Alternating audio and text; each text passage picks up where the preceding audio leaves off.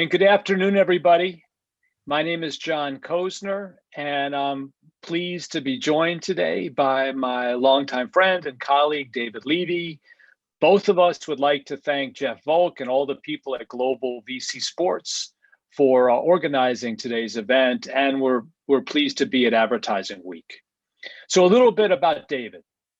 David Levy is one of the most effective, plugged in, and popular leaders in sports and media, and he's been so for a long time. David had a 30-year run at Turner Broadcasting that saw him progress from a top sports salesperson to the president of the enterprise. As president, David oversaw TNT, TBS, CNN, Cartoon Network, plus advertising sales, marketing, and distribution, and corp dev. Everything from top entertainment shows to children's series. In 2018 alone, Turner Programming was nominated for 33 Emmy Awards. But we know David mostly for his huge achievements in sports media, where he led Turner beginning in 2003. David has personally negotiated major rights agreements with the NBA, the NCAA, and CBS for March Madness, Major League Baseball, the PGA Tour, and UEFA. David brought the Final Four to TBS in 2014 and the Men's Collegiate National Championship basketball game in 2016. He has been a pioneer in esports, bringing the E-League, CSGO, to network TV in 2016 in conjunction with William Morris and IMG. David accelerated Turner's digital presence with his acquisition of the NCAA's digital rights in 2010, Bleacher Report and the House of Highlights in 2012, and the streaming company iStream Planet in 2015. And in 2017, he used the acquisition of the UEFA Champions League rights to launch BR Live, the company's direct-to-consumer offering in sports. 2 years later, again ahead of his peers, David forged a betting content deal with Caesars, opening a Turner studio in Las Vegas, creating specific content for the gaming audience, and ushering in the new business of affiliate fees for media companies. And perhaps most significant to sports fans, David helped create and nurture perhaps the best sports studio program ever, Inside the NBA, featuring talent he developed, Ernie Johnson, Kenny Smith, Shaquille O'Neal, and Charles Barkley. After David left Turner in 2019, following the AT&T acquisition, he had a brief stint as president and CEO of the Brooklyn Nets. Recently, David formed Back9 Ventures, a sports consulting and investing firm. David is also a senior advisor to Rain Group, a senior advisor to Arctos, private equity firm looking to buy small stakes in pro sports teams. And earlier this month, he joined the Andbox Esports organization as an investor and chairman of their advisory board. So clearly, he's not wasting time. It's a thrill for me to do this one-on-one with David, having worked with him since 1989 when I was the director of broadcasting at the National Basketball Association, and David was our key sales executive. So getting started, David, you know, at Turner, among other things, you were a builder, and you created a sort of digital presence from scratch, really, because it didn't exist prior to your taking the commands there. How did this roadmap come together? I'm talking about acquisitions like Bleacher Report, House of Highlights, iStream Planet. Yeah. Well, John, first of all, I just want to thank everybody for having me here today and really getting to spend some time with you. You are a friend and a colleague, and it's always nice to see you even in these challenging times. Yeah. You know, Bleacher Report, House of Highlights, iStream Planet. I mean, those kind of acquisitions, I feel fall in a bucket for me of need versus wants. And these were needs. There weren't wants. And the reason why they were needs is because we had to compete with companies like yourself, with ESPN and NBC and ABC and Fox for sports rights. And Bleacher for us was, we didn't have at Turner a sports destination, a 24-hour, 7-day-a-week sports destination. You know, we had certain premium sports properties, but to talk to our audience on a 24/7 basis, we had no consumer-facing product. Nobody cared about Turner Sports because that was more of a brand for inside Turner. It wasn't a consumer brand. No one went to turnersports.com to get highlights or anything of that nature. So Bleacher Report became our sports destination and allowed us to speak on a 24/7-day-a-week basis to our fans. And it also allowed me to go after sports rights because as sports rights were starting to merge their digital rights, their mobile rights, their streaming rights, I had to make sure I had a platform to actually execute and use that content diligently. So ESPN had ESPN. ESPN, had its networks, had its mobile devices, had its website, and we needed to compete. Otherwise, my models wouldn't be as effective. House of Highlights was kind of interesting in the sense that in this day and age, people pull down content illegally all the time. And my friend Omar, who's now over at ESPN, was doing an incredible job in using NBA highlights illegally, but using them in a very unique way at the time, covering with augmented reality type things and so forth. And was starting to get a huge following. And in fact, LeBron James and a lot of the NBA players were following House of Highlights. And we went down, Dave Finocchio, who was the founder, we went down to Florida, knocked on his garage door and explained to him that that was illegal. And he can do one or two things: shut down or allow us to acquire him and become part of our family at Bleacher Report, which he chose the latter, which I think was smart. And that is a tremendous brand, and I think something that should still be pushed out. And iStream Planet, I think, leads to a lot of conversations where we are today. We knew, and as well as ESPN and some of our competitors, we knew very early on that streaming was going to be a big part of the sports industry for the future. And I'm always a big believer in not looking from the outside in, but actually work from the inside out. And so I'd rather know all the problems with streaming and what the challenges may be and so forth. And iStream was available. We did a remarkable deal structure with them, with Mio, who's the owner of iStream Planet. And we really got to understand, and we kept it as a separate business. I mean, NBC was using it and CBS was using it. And it was a way for us to actually understand the streaming business for sports, live streaming sports, and still is today. So I would say all of them were needs versus wants, and those acquisitions worked very, very well for us. Yeah, I was always super impressed that you were willing to go out of house. It was well covered at the time that you had to sort of part your agreement with Sports Illustrated, which was inside the company, and that had to be hard. And yet, we take a look at, say, where Bleacher is today and where SI is today. It seemed like a visionary move. And the House of Highlights, to me, not dissimilar to Inside the NBA, showed an appreciation for what fans actually like, as opposed to like what we think should be good for them. It was sort of an intuitive thing. And Omar, he's at ESPN now, but his whole awareness, his whole brand, it's really risen up in an astonishing way. He understands how to reach the culture. I mean, Right. really about culture and what the Generation Zs and the next, millennials of the world, and how they actually view content and how they watch games. I mean, you can watch an entire NBA game through House of Highlights. I mean, both of us saw just this past week, there were two really interesting studies on Gen Z behavior, one from a company called Morning Consult, one from Tiffany Zhang, who's at Zebra. And it raises, and this sort of gets to work you've done, it raises the real threat and opportunity for sports, certainly coming out of COVID, right? Which is, how do you attract young audiences? How do you get them to pay? Your experience, I suspect, tells you that young audiences are different than, say, the way we grew up following sports and caring about it. Yeah, and how to reach them, right? I mean, I think what I see as some of the trends in COVID as we are right now, and maybe even coming out of COVID, and I'll break the trends off into two different. One is the trends, what I see in production and what may or may not happen in the future of production.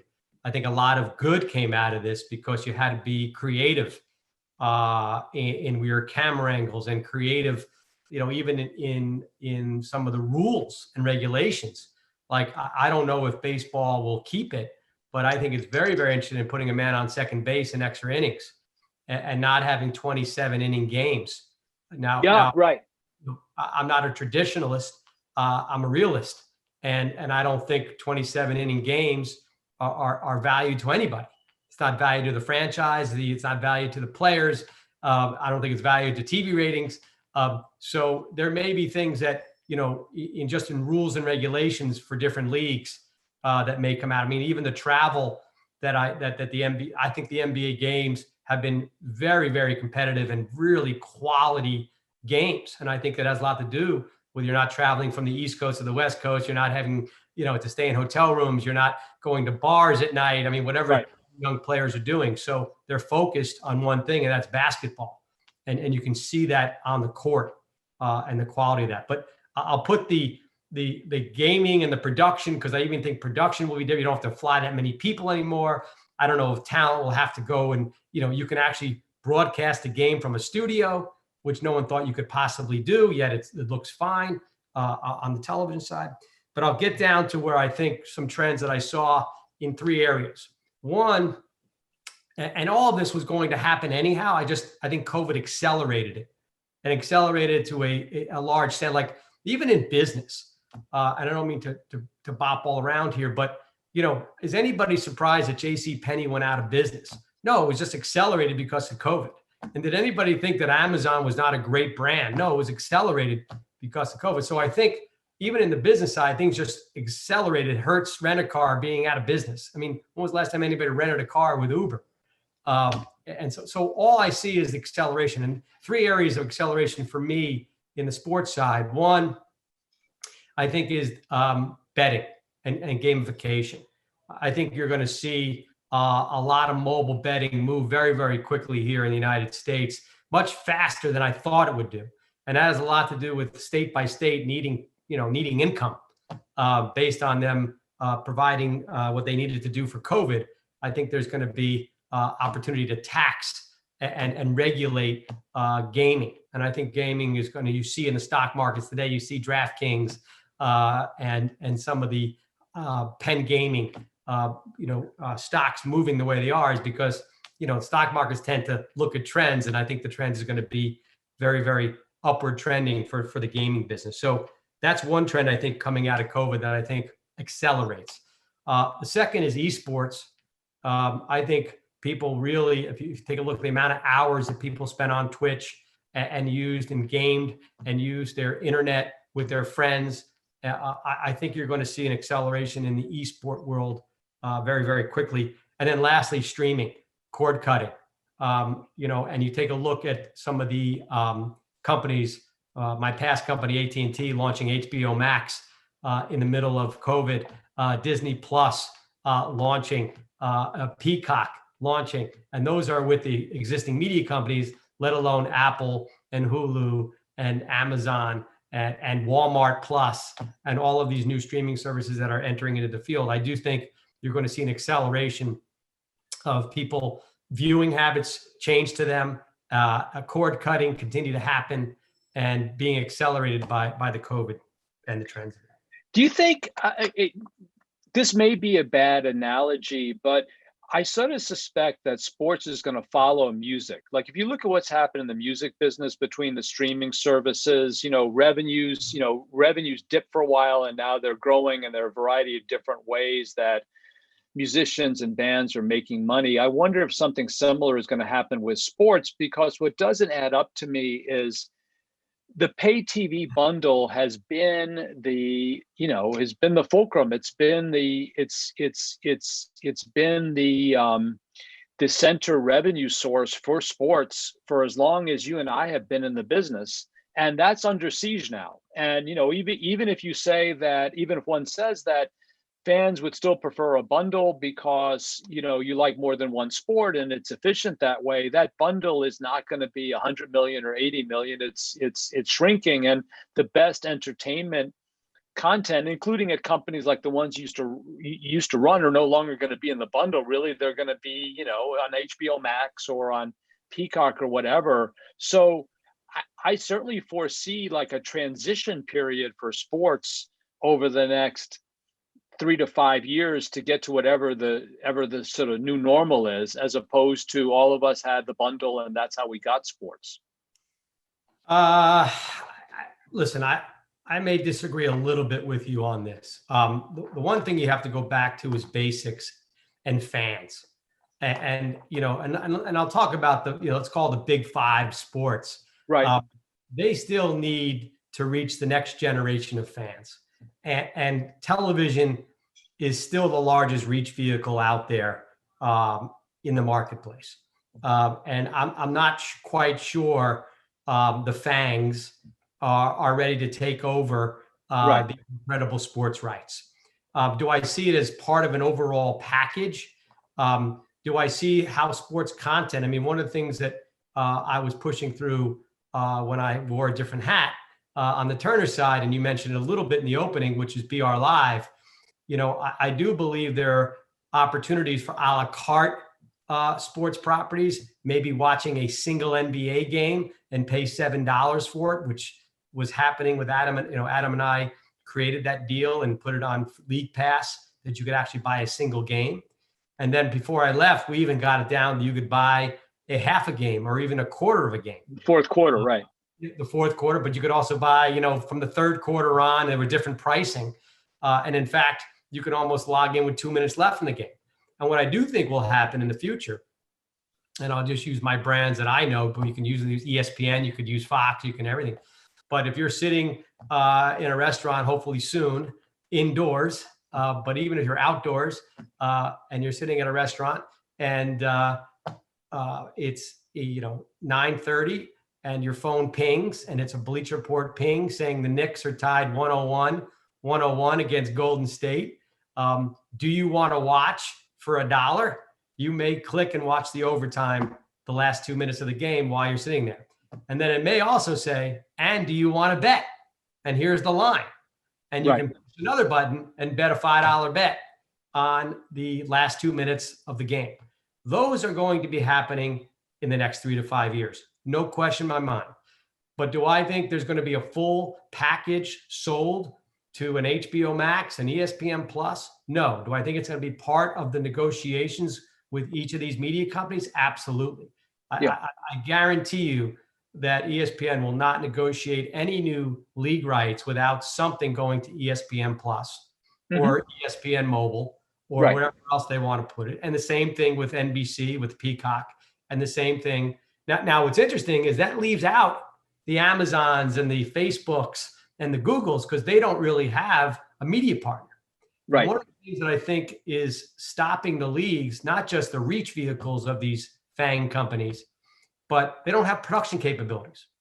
They can't produce the kind of quality content that our ex companies have done in the past. They don't have the talent pool.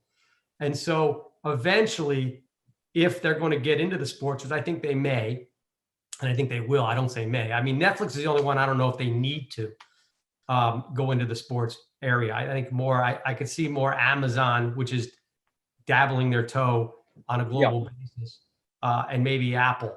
But they're going to have to develop production companies or buy a media company. Yeah, I mean, it does make sense to me that some of the media companies, some of the smaller ones, the new Fox, CBS, could retain for a fortune their NFL rights and then slim down and be assets that could in some way get acquired by technology companies in the future or whatever, because as you said, they have the capabilities, they're broadcasters, et cetera. And to your point, sports needs the reach. The point I was making, which I didn't make clearly though, is that I think with the way audience is fragmented from the Gen Z point that you brought up before, streaming has to be part of that solution, not just because it's a business imperative for the media companies, but because I think that's the only way you're going to reach younger audiences. I'm not saying that the only way to reach them is to put your events on Facebook or Apple, but I think you're going to have well-distributed streaming in order to serve audiences who aren't watching TV in the same way. 100%. I mean, I have my 24-year-old son living with me in these COVID, and he's been with me for 6 months, and he has yet to turn the TV on. Wow. I mean, he has not once turned the TV on. Even for a big event. He's still watching content, but he's watching through streaming. Interesting. So David, we have a lot of startup entrepreneurs who are watching today. I think they'd all love to have you involved as an investor and advisor in your copious free time. What are you looking for and why? The variety of things that you're doing now. I'm interested as to sort of like how you arrived at each of these different things, and to the extent that you would take on more roles, in what kind of areas. Yeah, we mentioned a few of them right now. I mean, through Back Nine Ventures, I've invested in a few companies over the last year and a half, and I focused on really where I think culture is going and where I think trends are going. And we mentioned them prior to, but I am an investor, as you just mentioned, in Anbox, and I think esports is going to be a big part of the future of global sports.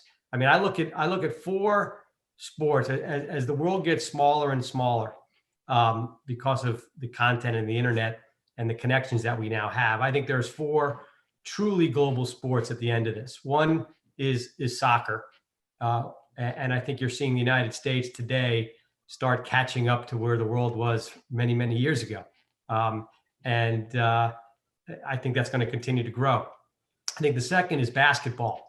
And I think Adam Silver has done a terrific job in pushing out that content on a global basis, and how basketball fits into many different cultures: the sneaker culture, the fashion culture, the music culture, as well as the NBA culture itself. So I think basketball is one of the future, is going to be one of the main global sports.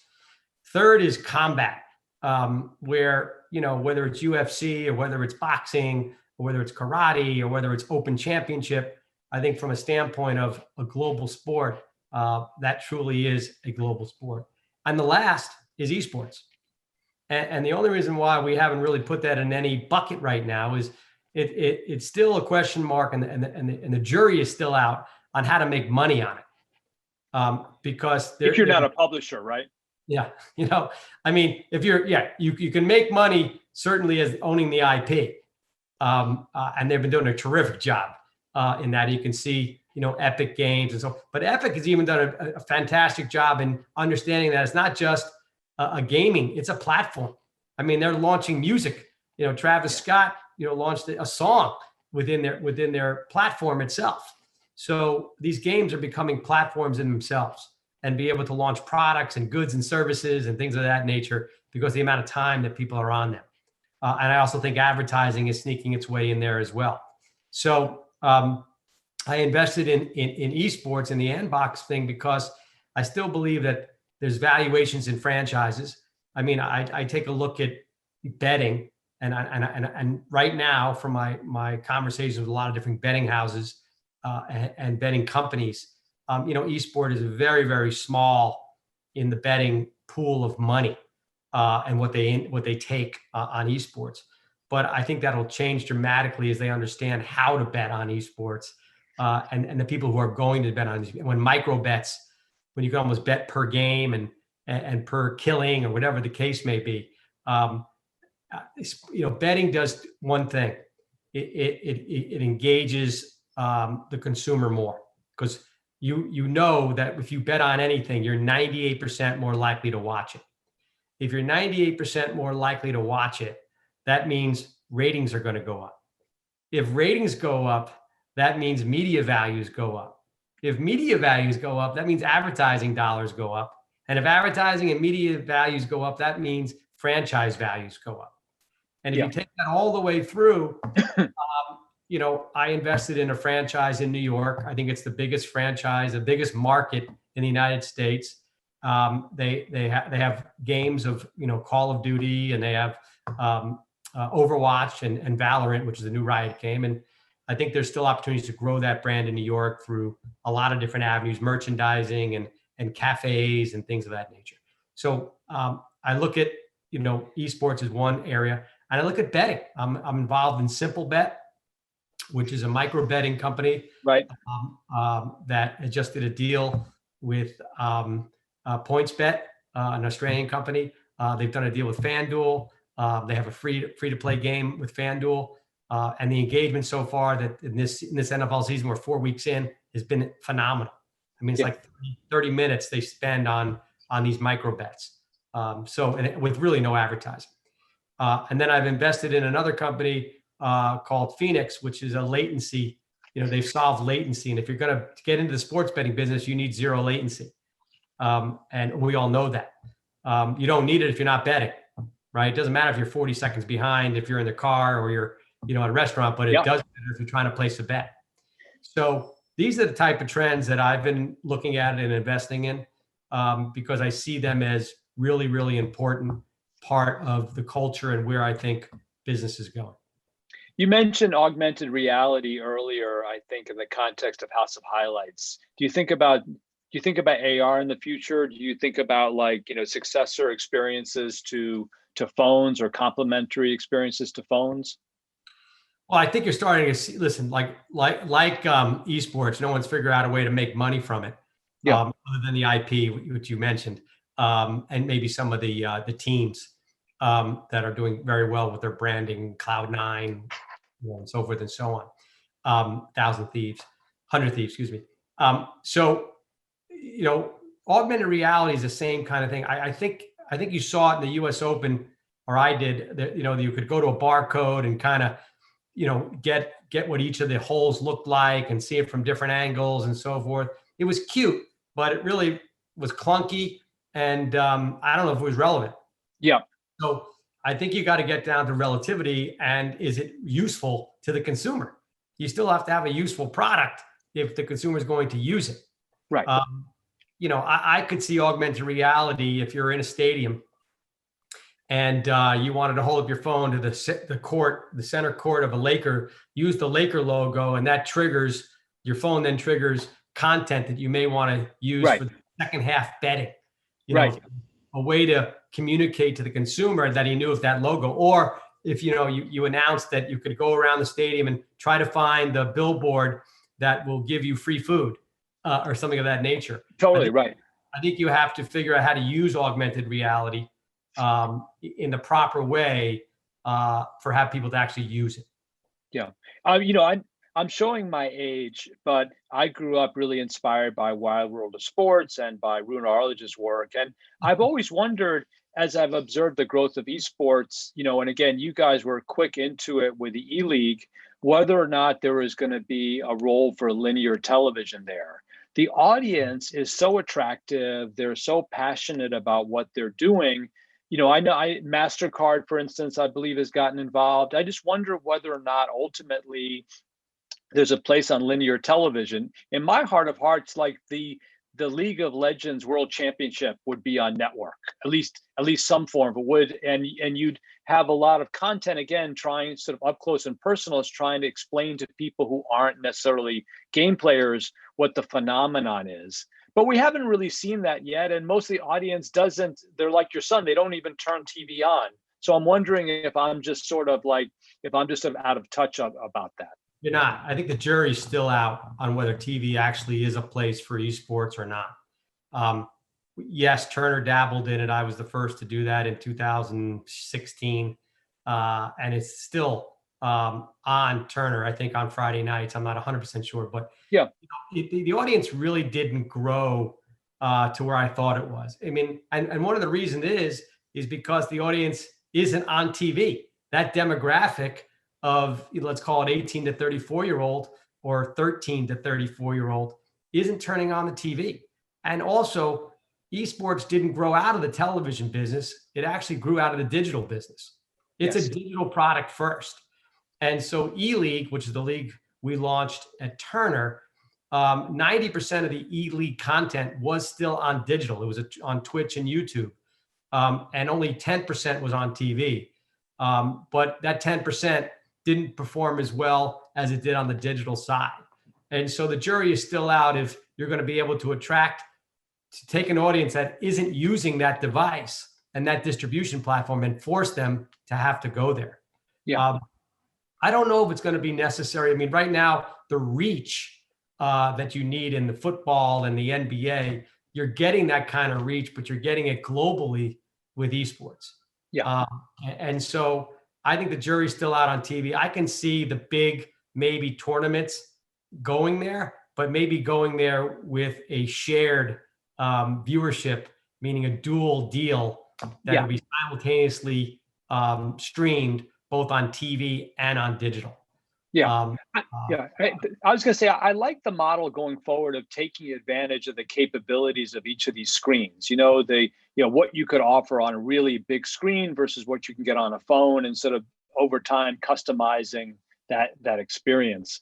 I was going to ask you, because it's intriguing, we're in an era now with really, really low interest rates and a lot of money sloshing around. So I'm interested in the Arctos opportunity because, people are fascinated by teams. Traditionally, if you've been like a limited partner, there's just not much flexibility. So it seems like an idea whose time is coming.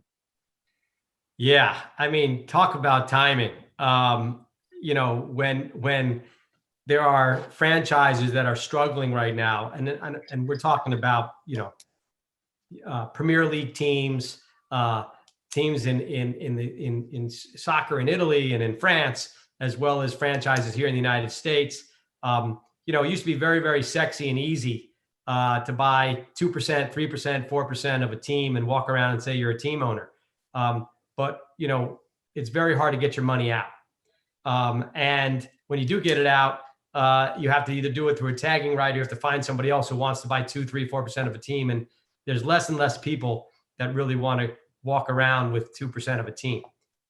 So timing is everything in life.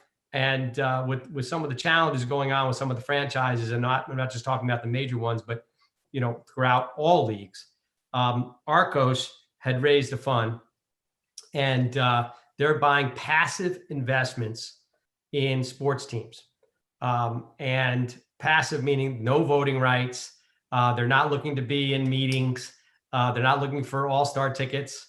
We're having dinners with the commissioners. This is about evaluating franchises and seeing what the opportunities could be, just like any other fund. How do you grow?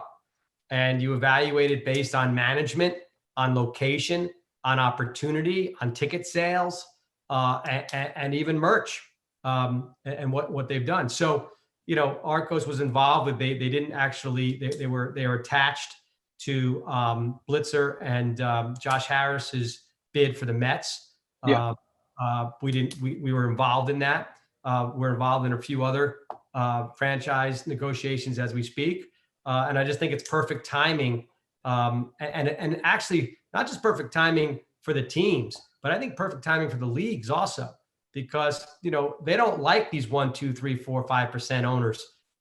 They'd rather have, if they could, a vehicle to be used, and able to, we're going to hold, we're not interested in selling.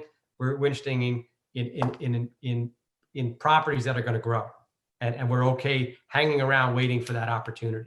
So perfect timing for that. I think that more and more leagues are going to be accepting these type of vehicles as opportunities, as baseball has done, with Arcos.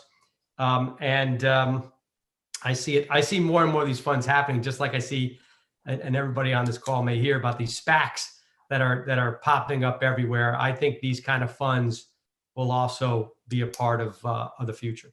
I mean, it just seems to me, it seems to me to be fair to have at least an alternative to the IPO for a way for companies to go public, and the SPACs also, and we saw this with DraftKings, give you a chance to take two companies and sort of merge them together, create a better company, and then take that company public.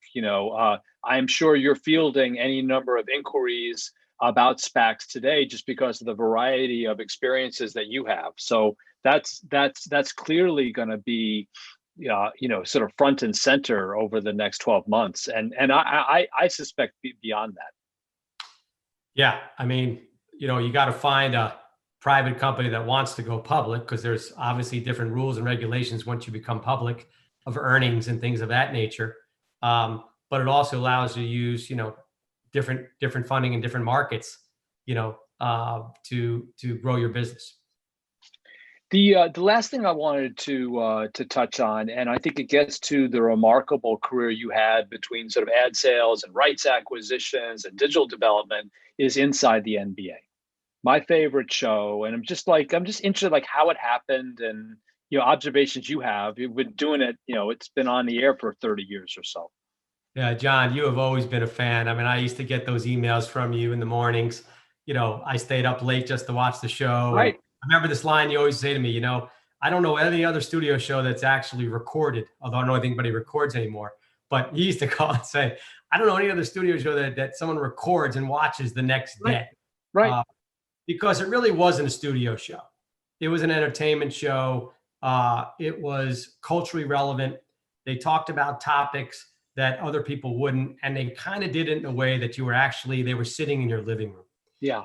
And I would love to say that it was me, I had all the magic. It's not. It wasn't. It was really the executive producer, a guy named Tim Kiley, who really understood how to let the guys be themselves. It was and then it's each one of them. I mean, Ernie was sort of the ringleader and the ring master of the threesome. And again, we added Shaq late. He's probably 5, 6, 7 years, maybe 6 years in to his deal. But each of them add a unique component. Charles, everybody says Charles doesn't study. He doesn't understand the game. Charles understands the game better than anybody. And in fact, is he sitting in the studio looking over notes? No, but he is watching almost every basketball game. And may not know the player's name or the eighth guy on the bench, but he understands the quality of the game and he's authentic. Charles will say, I always said, Charles, you're one sentence away of being kicked off of television. And he probably was, and he kept me up at night myself personally. And then Kenny sort of understands it more from a general manager perspective. And then, Shaq was understands it from the player's perspective. He was still playing for a long, long time. Yeah. So it's magic in a bottle. It doesn't happen that often. And I was proud to be a part of it. Yeah. So we're getting the hook. But David, really great to talk to you. Fascinating, all the new things that you're involved with. And it's going to be exciting to see what happens. I'm hopeful that we find our way out of COVID. I'm hopeful we find our way back into indoor venues. But until then, we'll spend a lot of time on Zoom. So thank you very much. I'm going to turn it back to Jeff. So first of all, with this audience, there is no hook. There's only a schedule. What a great dialogue. And thank you guys both for diving into so many topical subjects in an industry that we all live in every day. And, are there right answers? No. Is there an old normal? No. There's a new normal. There's a next normal. There's a next new normal. And we're all going to be figuring it out along the way. So I think the sequitur is perfect to the next panel. So thank you both, and truly be well and be safe. And Jeff, thank you. And John, thanks again. Good seeing you guys.